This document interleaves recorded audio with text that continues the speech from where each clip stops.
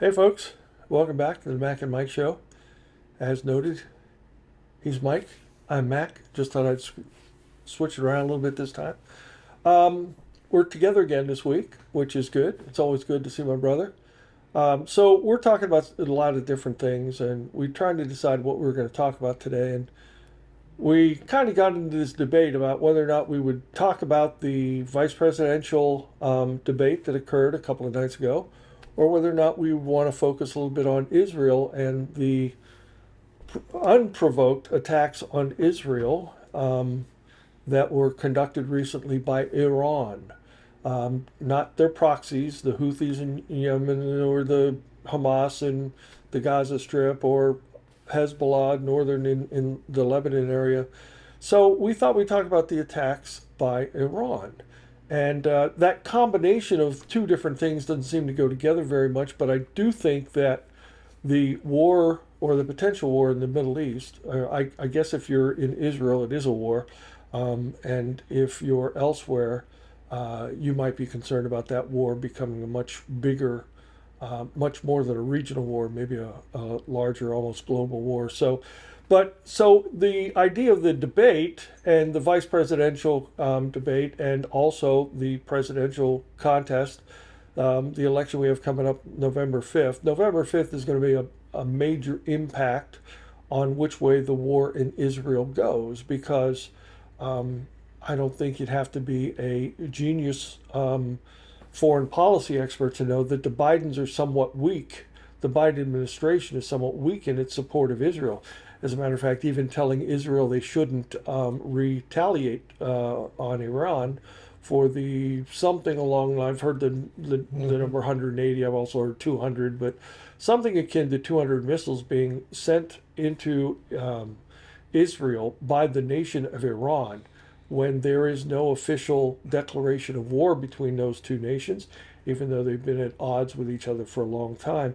Kind of, if you want to think about it this way for Americans, kind of like the way the Japanese attacked Pearl Harbor while we were still at peace, officially at peace.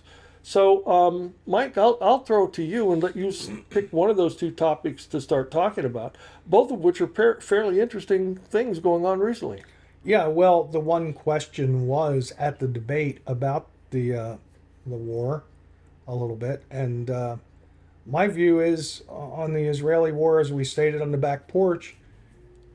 They asked the question at the debate. The way they phrased it was incorrect. They said, "Should Israel have a preemptive strike against Iran?" And I said, "Well, preemptive means that you haven't been attacked yet. Preemptive is before they attack you." Right. I'm sorry, they've been attacking Israel through their proxies for many decades, and now they've sent those missiles directly from Iran. And if anybody had any qualms about whether or not these Hamas and Hezbollah and Houthis were tied in with Iran, that question has now been completely obliterated. So no, it is not what they said. It's a retaliation, not a preemptive strike. And I said, I don't think America should be telling anyone of any other country what they should be doing. Now, the question is going to be coming down to how much will we support them monetarily, with also munitions and our forces. Like, what did we launch? 12 missiles from our destroyers to help, and that doesn't seem like a lot. But I think you and I would agree. I think we'd be all in with Israel. And I think that's the consensus in most of the United States, regardless of the handful of protesters that there have been out there at the universities and these people we bring in from the Muslim countries. So that's just my thought on Israel. It's pretty general in nature. You can't hide inside of hospitals, and you can't hide inside of elementary schools and then cry when your people are killed. And if it's little children, of course, nobody wants to see that happen. But, okay, I don't want to talk too long because it's not normally what I do. But I'll say, when I was in resistance training, one of the things that they would do is bring you in and tell you that we're going to execute one of your compadres, your fellow prisoners, every minute if you do not answer the following questions. And then they would go through this mock killing of people. I mean, you would hear the gunshot, you would think they were dead. Your but you've been actually in this so long that you're starting to really wonder, what's real and what's not. And I don't think that's gone too far to say. So the point is, what you learn through that is it is not you refusing to answer the questions that is killing those people. It is still the enemy killing those people. Whatever their demands, it doesn't matter. They're the ones doing the killing. So when people see children and women and quote innocent civilians laying there dead and mangled, and the horror of that, that wasn't the Israelis that did that. That was the Palestinians. That is the fault of the enemy. So be done with that nonsense in your head. I just want to clarify that. So, okay, that kind of works me up. I get a kick out of the Iranians sending 180 or 200 missiles towards Israel with the intent of doing harm, death, and destruction, and then immediately issuing a proclamation. You better not retaliate, or things are really going to be bad. Yeah. You know, like how much worse can it get? 200 ballistic missiles is a pretty significant attack. Yeah, and the response of the United States of America was to quickly say, Israel, let's not be hasty. Let's be. And as you said, Mike, I agree with you. No nation has the right to tell another nation what to do or not do to defend themselves, to protect their own safety. Now, here's the way I look at it. We have the October 7th incident where innocent men, women, and children, not combatants, not uniformed military, but civilians, men, women, and children, in their beds asleep, over 1,000 of them killed in the most heinous way possible, tortured, raped, cut, put on Thrown in fire, ovens. yeah, just all kinds of horrible, terrible, evil things that they did. And then, of course, when Israel goes to retaliate against the people who did that, that is the Hamas, the Palestinian. That's the Palestinian government. You understand? Hamas is the government of Palestine, of the Gaza Strip. So that's an official act. It's not like a bunch of radical, crazy people, or it's not like the Ku Klux Klan riding through the South decided to hang innocent African Americans. The official government of the nation, of the country, that killed those people. And without remorse. There was no declaration of war. Same thing with what went on. Hezbollah has attacked Israel from the north. The Houthis in Yemen have attacked Israel. So, you got to ask yourself, at what point in time, you've got people living in communities, living in their residence, living in their homes in Israel. And for the last 6 months, they've been uprooted from their homes. They've been taken to a bomb shelter, and they're literally living in mass groups in a bomb shelter to keep them from being dead. That's what they're doing.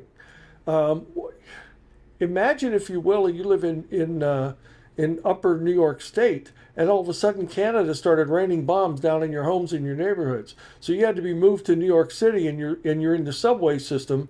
You're eating and sleeping in temporary shelters in the subway system to keep you alive. Americans wouldn't stand for that. How can we be expected? How can we expect the Israelis to honor our request that they not retaliate to these kinds of horrible things? And I hear so many people complaining. Recently, there was a thing where a lot of the Hezbollah rebels, the Hezbollah people, were communicating via pager, because the U.S. government could eavesdrop on cell phone usage. So they went old school to these pagers, and for a period of years, Israel supplied pagers to their enemy through commerce and walkie-talkies. And then after 3 or 4 years of distributing these ready-to-explode devices, one afternoon they all exploded and killed literally hundreds of these Hezbollah leaders and fighters who were part of the army attacking Israel. And everybody said that was so terrible. Some civilians were injured. Well, guess what the Hezbollah and Hamas did when they were throwing rockets into Israel? They were killing innocent civilians. They weren't targeting only the government and the military. They killed children in the playground. Well, my point is that when you're at war with these terrorists, it has to be a total war. When the United States during World War II, they firebombed Dresden. They gave lots of warnings. Hey, listen, this is not going to be a safe place to be. Don't be here. And then when they finally did the bombing of Dresden, every man, woman, child, dog, and cat died there. Okay, that was total war. That's how you win a war. Okay. Look, nobody likes the collateral damage. Isn't that such an innocent sounding word? Yeah. Collateral damage. Nobody wants collateral. No, no, no. We're talking about the death of innocent men, women, and children. But that's what you do when it's total war. You know, they criticized Truman when he dropped the atomic bomb on Nagasaki and Hiroshima. But we did the same thing there. We warned them in advance. We've got this terrible weapon. It's going to be used. Get out of there. But they stayed anyways, and these people died. And the point I'm trying to make is that people criticize President Truman for dropping the atomic bomb. You know what the question Truman asked whenever because he didn't know. He's the vice president. When FDR died, they said, hey, we've got this fantastic weapon. We're not sure if we're supposed to use it. You know what the question Truman asked? How many will die? No. He asked, On how our many side. American lives can we save Well, by using this bomb? yeah. And they said, well, it's in the millions. It's the millions of soldiers we'll save by not doing the island hopping the whole way to Japan. He said, okay, do it. And, you know, that's the way a true leader is supposed to look at it. Now, listen, I'm sure that decision to drop the atomic bomb weighed heavily on Truman for all of his days.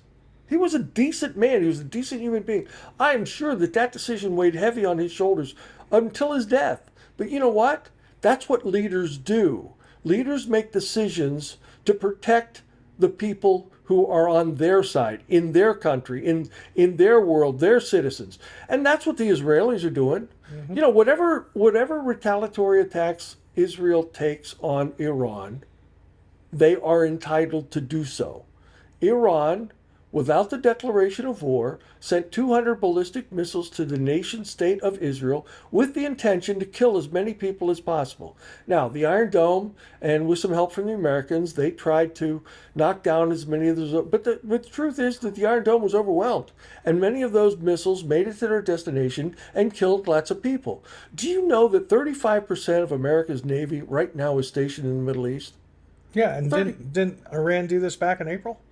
Yes. Yeah, this is not the first time, so I don't know how many people actually died in Israel, but you know, it's previously they had. So I don't care if nobody dies. You launched missiles indiscriminately into my country. The fact that you didn't have bigger damage, gotta watch my mouth. I don't give a shit. You did that. No, they had you die. They had the absolute intention to injure, maim, and kill as many Israel. You know, people talk about this slogan, from the river to the sea. Yeah. And, you know, even Facebook says, well, that's not hate speech. That's really innocent, from the river to the sea.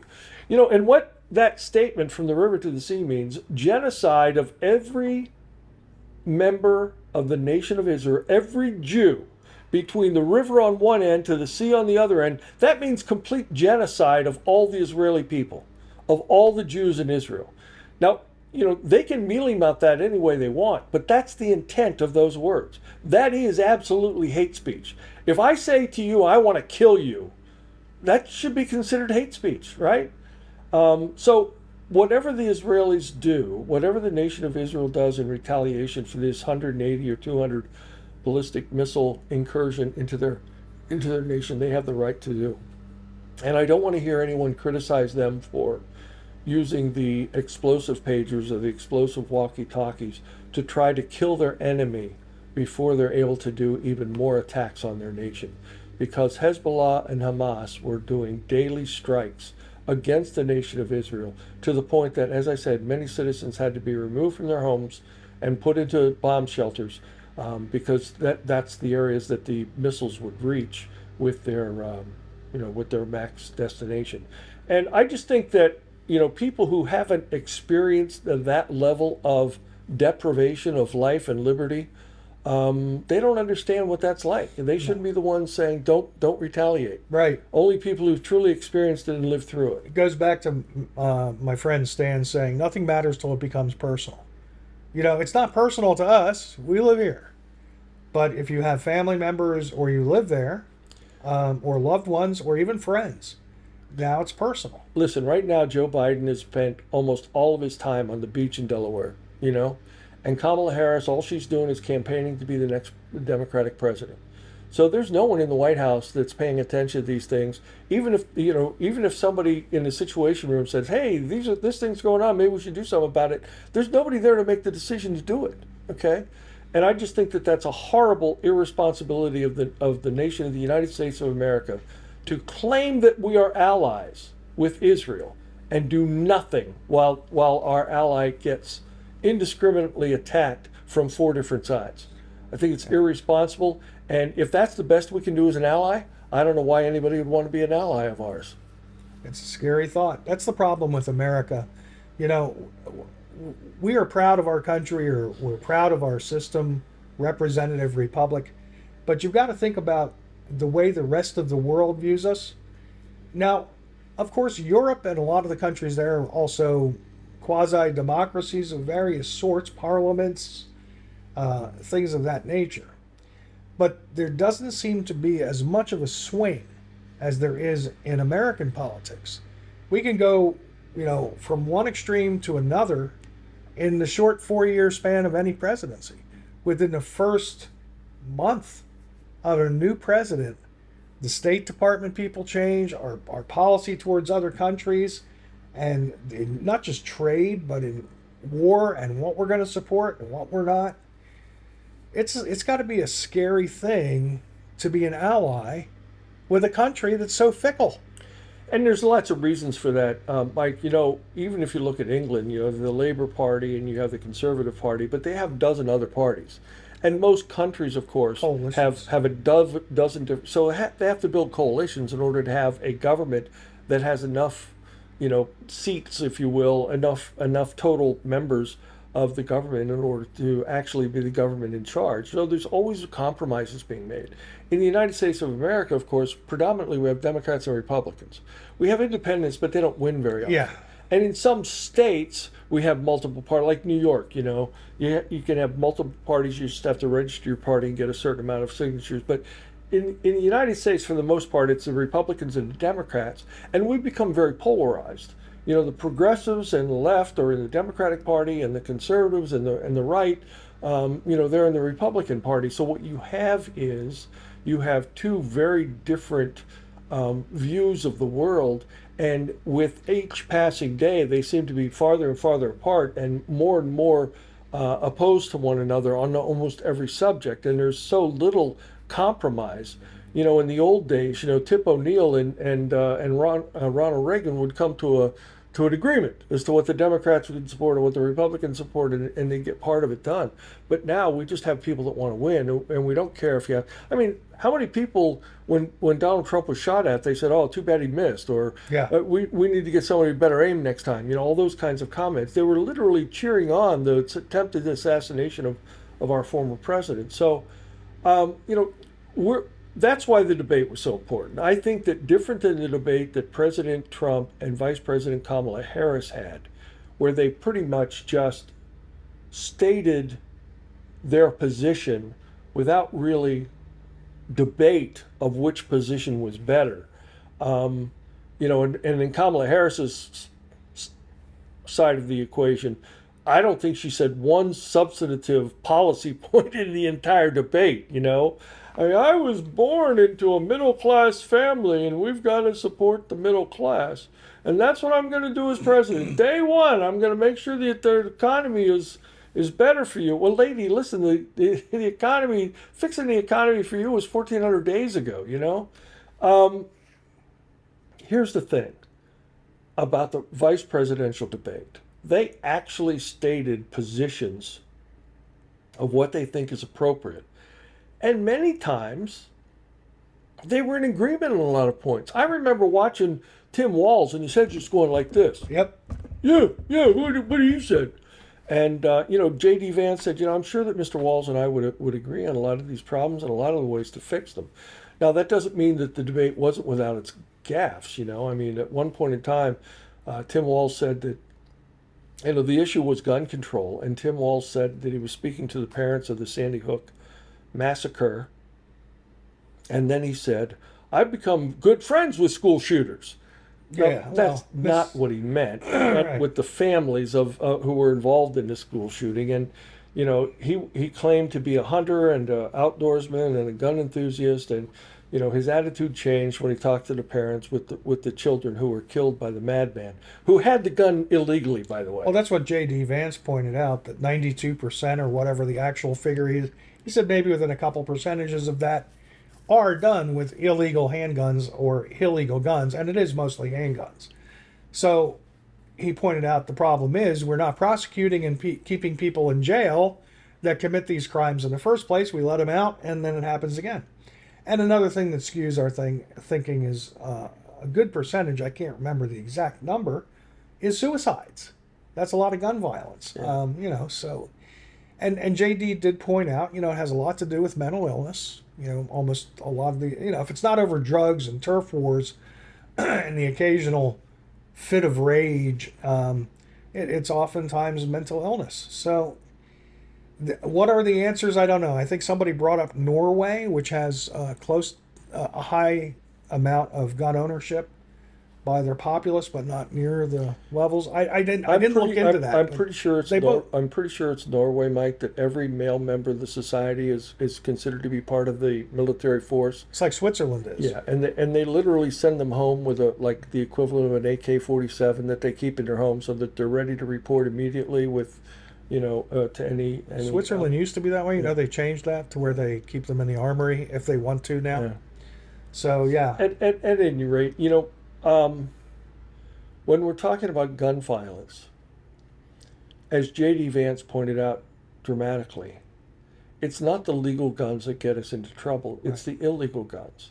And he said, not only is it fentanyl, and not only is it human trafficking that's coming across our border, but it's also illegal guns. The Central and South American gangs have moved into Chicago. And you know what the number one problem is right now?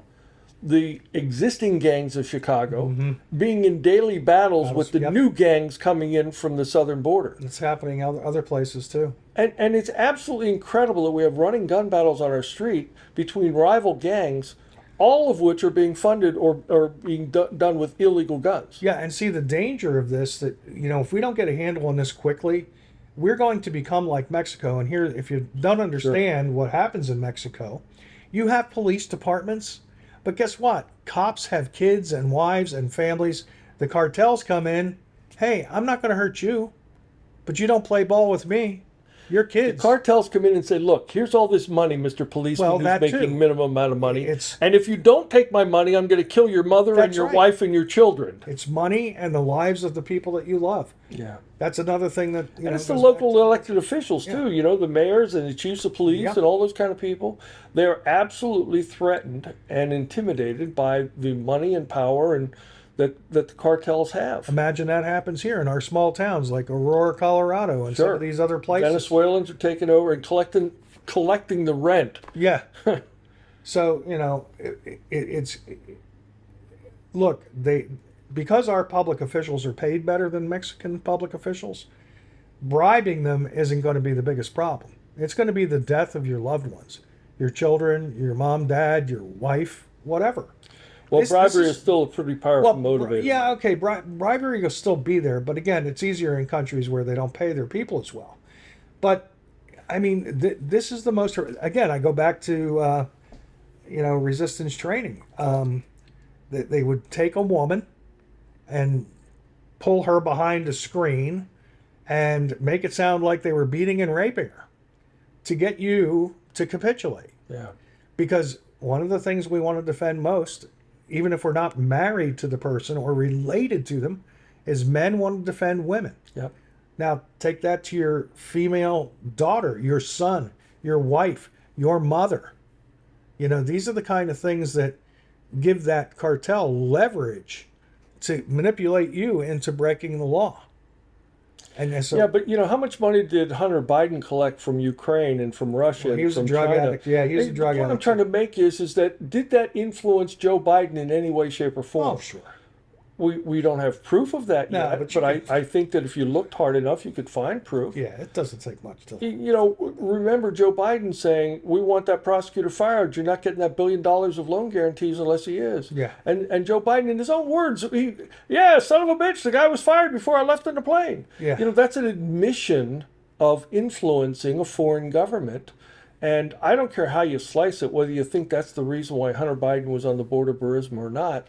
The fact that he said that out loud indicates that he uses the power of the government of the United States for some personal benefit. Whether it benefited him or it benefited someone else doesn't matter. You're not supposed to use your power of position and responsibility for your own gain, Yeah. for private personal gain. Yeah. And this happens even if they're not threatening your family, which I freely admit happens in Mexico all the time. How far are we from that? I mean, remember the whole, the island that Epstein, was it Epstein? Yeah, Epstein Island. Epstein. How many people did he have pictures of with underage, women in that island?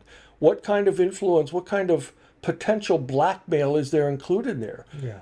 So, and many people say that Epstein was a tool of our government or a foreign government, one of those secret agencies that wanted to influence people, whether we're talking CIA or Mossad or FBI or any one of those. Many people claim, I don't know if it's true or not, but they claim that's how they kept a lot of the powerful people in line as far as aligning themselves with the deep state. Well, I think that's pretty much been proven with the old J. Edgar Hoover, the files he had on all the politicians. Yeah.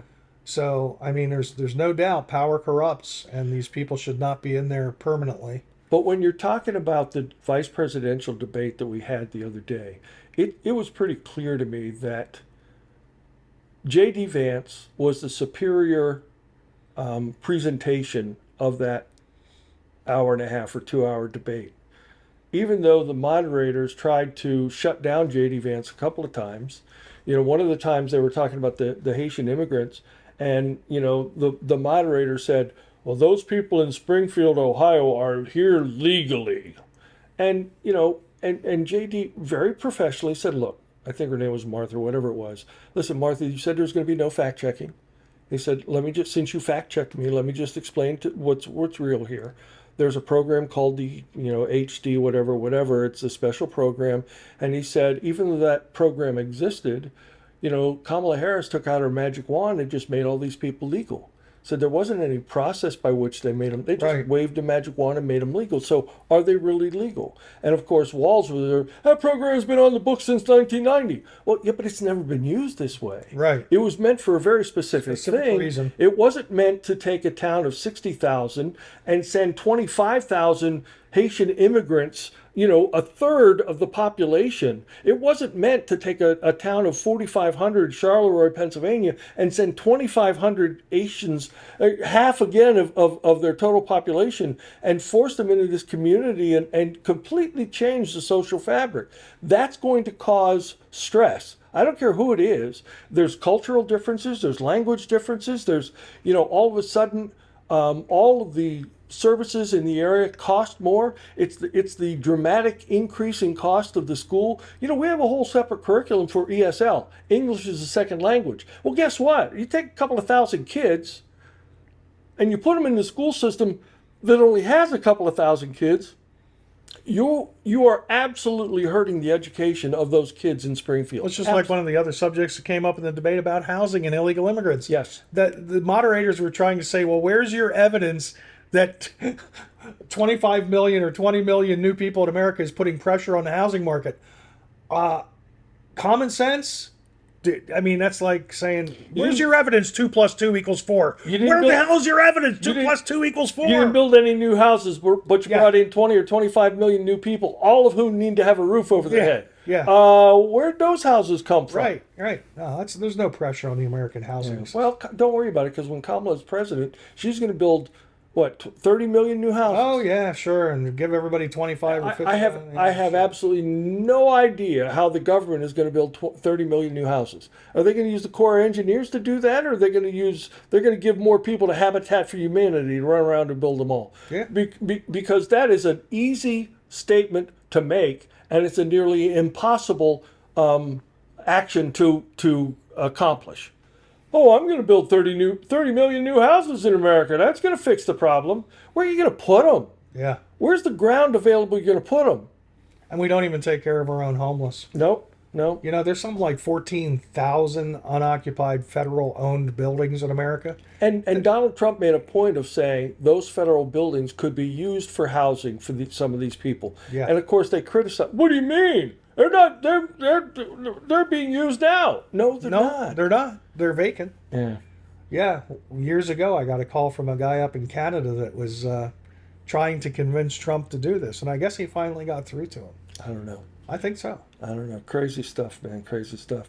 The other thing about that debate was that if you watch the after the debate evaluations by many of the pundits, the people on the conservative side were, J.D. Vance was the new darling. And, one of the problems that Trump has is women voters. And they said, J.D. Vance is the kind of thing mom wants her daughter to bring home. Mm-hmm. J.D. Vance, she wants them to bring J.D. Vance home to potentially be her son-in-law.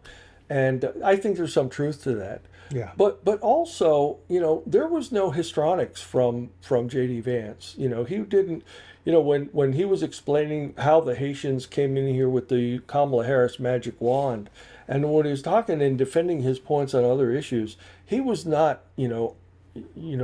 pointed and argumentative. He was as matter of fact that he knew what he was talking about. He knew his facts. He delivered them without rancor and without hyperbole.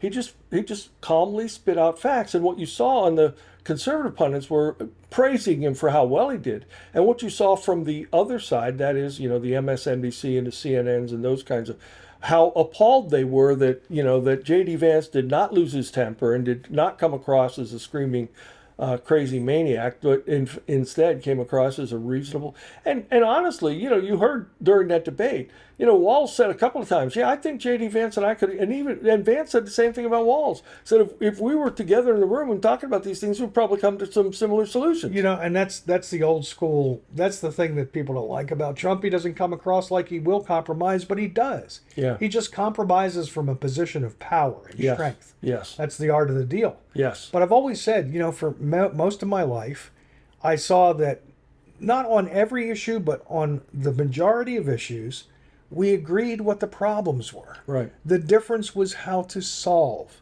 that problem. For example, paying off student loans. You don't just take hard-earned taxpayer money and pay off this subset of people's loans. My son-in-law just finished paying off his. Yep. He didn't get any benefit from that. But the solution, the solution is, as long as the federal government subsidizes education, the costs are going to stay high. That's the same with the housing that Kamala Harris wants to do. She wants to subsidize housing, and it's just going to Increase the cost of housing. Okay. So see, you've got to look at the unintended consequences of the good that you want to do. Because I'm not saying it's bad to want to pay off people's students' loans. It's not bad to want to put people into their own homes. But the way you do it, what is the unintended consequence? The unintended consequence of a lot of what we've done since the Great Society put forth by Lyndon Johnson has not removed people from poverty. It's only increased the percentage. And it's because of dependency, and it's the idea of giving a man a fish rather than teaching a man to fish. There's a lot of this, and this is why I became a Republican or a conservative years ago, because I started to think about this kind of stuff. Because I was always for, because it used to be Democrats stood for free speech, not anymore, but Right. I was a big free speecher. Yep. I was pretty much a typical teenage liberal. Yeah. But those liberal things, somebody brought it up to me and said, "Well, what about the consequences?" They got me thinking. That's who's going to decide this election, is those people in the middle. You that are mentioned thinking. about Donald Trump compromising for a position of strength. And here's something that Tim Walz brought up. He said, Donald Trump said he's going to build a wall and Mexico's going to pay for it. Well, how did that work out? Well, now see, Tim, what you fail to realize is that he did do it, right? Yeah. First, he replaced NAFTA with the USMCA. Right. And what that did was that put more money in our pockets. Mm-hmm. Okay, so that was money that we had to pay for the wall. But a bigger impact than that, Donald Trump, with the president of Mexico, says, look, I don't want these illegal immigrants coming into my country. He said, I want them to stay in Mexico. And the president of Mexico says, oh, what am I to do? They want to come across and they want to go. I'm going to let them go. I'm not. And he says, look, you don't do that. We're putting a 34% tariff on everything you import into the country. Oh, no, you can't do that. How? We will go bankrupt. We will go broke. He said, well, keep them to Mexico then. Yeah. And how many troops did Mexico have 36,000 Mexican troops. have at the border 36,000. tending all of these illegal immigrants that weren't allowed to come into our country, carrying drugs, carrying weapons, carrying cash, and some of those people are not the illegal immigrants. Some of these people are terrorists that are trying. And he had Mexico paying for the police force, that is the troops, that were keeping those people out of our country. I don't know what the cost associated with that is, but let me tell you what. We weren't paying our border patrol to do it. That's We right. weren't building new centers to hold them in. We weren't feeding them. We weren't. I mean, Taking care of their health so care. I don't nothing. care whether you say Mexico directly paid for the wall or not. Guess what? Mexico They paid paid for it. Okay, they didn't write us a check to pay for the wall, but they paid for it, and that's what people fail to realize. As you said, Trump negotiated, and he negotiated from a position of strength. Listen, do you want to help us stop these illegal immigrants or not? Oh, you don't? Well, that's fine. You can do what you want to do because you're an independent free nation and we can't make you do anything. But I just want you to know that every car, every truck, everything that you export into the United States of America, we're going to put a 34% tariff on it. Nothing that you import will sell anywhere. It'll be undercut by everybody else's prices. You really want to do that? No, I think we'll keep them in. You know what they started doing?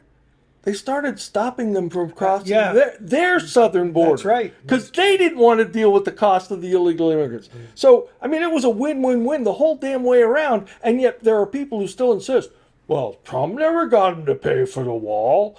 How dumb do these people think we are? I mean, if you go to the grocery store and, there's a sale where you get 2 for 1, so you buy 2 of them and you only pay for 1. Well, where'd the money go from the second one that you got for free? Yeah. I mean, it wasn't money out of your pocket. The store didn't give you money, but you got 1 for nothing. So there's lots of different ways that you can get paid, and that was Trump negotiating from a position of strength. So again, I love these people that say, they never paid for the wall. Yes, they did. And if you don't understand, it's because you're a dumbass. And they paid in spades. But Yeah. we're up against the clock, my friend. All right. Well, I guess we should probably. That covers the war in Israel. And I'm cheering on Israel. I think they need to do whatever they can do to protect and defend themselves. And as far as the debate, Tim Walz, they wanted to portray him as the nice, kindly Midwestern neighbor, and what he came across was somebody that had a hard time finding the truth when it was in his pocket and he was searching with both hands. And J.D. Vance won the debate handily by being calm, cool, and collected, and showing America that if something happens to Donald Trump, that he could easily become president of the United States. And look, they've already tried to do away with Donald Trump twice. And we have reports of foreign nations trying to get rid of Donald Trump right now. So if Donald Trump wins in November, there's a very real possibility J.D. Vance could become president. Not that I want that to happen, not that I think it's going to happen or anything, because I don't want anything to happen to Trump. I think he's great for our nation. Not that he's great, but I think his policies are great for our nation. Exactly. So I guess we ought to say, Mac and Mac Mike. and Mike, out.